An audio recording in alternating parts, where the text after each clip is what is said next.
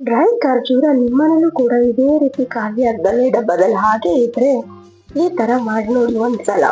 ಮಕ್ಕಳಿಗೆ ತುಂಬಾ ಇಷ್ಟ ಆಗುತ್ತೆ. ಖರ್ಜೂರದ ಲಾಡು ಹೇಗ್ ಮಾಡೋದಂತ ನೋಡೋಣ ಬನ್ನಿ. ಇದೇ ರೀತಿ ನಾನು ಸಣ್ಣದಾಗಿ ಕಟ್ ಮಾಡ್ಕೊಂಡೆ. ಅಂಡ್ ಸ್ವಲ್ಪ ದ್ರಾಕ್ಷಿ ಕೂಡ ಅದನ್ನ ಆ್ಯಡ್ ಮಾಡ್ಕೊಳ್ಳೋಣ. ಲಾಡು ಮಾಡೋದಕ್ಕೆ ಅದಕ್ಕೆ ಲಾಡು ಶೇಪಲ್ಲಿ ಕೂರೋದಕ್ಕೆ ಗ್ರಿಪ್ ಬೇಕಲ್ವಾ, ಸೊ ಅದಕ್ಕೋಸ್ಕರ ನಾನು ಖರ್ಜೂರನ ಆ್ಯಡ್ ಮಾಡ್ಕೊಂಡೆ. ಫ್ಲೇವರ್ಗೋಸ್ಕರ ನಾನು ಒಂದು 4 ಏಲಕ್ಕಿ ಹಾಕೊಂಡಿದ್ದೀನಿ. ಫಸ್ಟು ಒಂದು ಪ್ಯಾನ್ ಇಟ್ಕೊಂಡು ಸ್ವಲ್ಪ ತುಪ್ಪ ಆ್ಯಡ್ ಮಾಡ್ಕೊಂಡೆ. ನೋಡಿ ಈ ತರ ಲಿಕ್ವಿಡ್ ಬೆಲ್ಲನ ಯೂಸ್ ಮಾಡ್ತಿದ್ದೀನಿ, ಕುದಿಸ್ಕೊಳ್ಳೋ ಅವಶ್ಯಕತೆ ಇರೋದಿಲ್ಲ. ಅದಕ್ಕೋಸ್ಕರ ಎಲ್ಲನೂ ತುಪ್ಪದಲ್ಲಿ ಹಾಕೊಂಡು ಹುರ್ಕೊಂಡು ಸ್ವಲ್ಪ ಬೆಲ್ಲ ಕೂಡ ಆ್ಯಡ್ ಮಾಡ್ಕೊಂಡಿದ್ದೀನಿ ಇಲ್ಲಿಗೆ.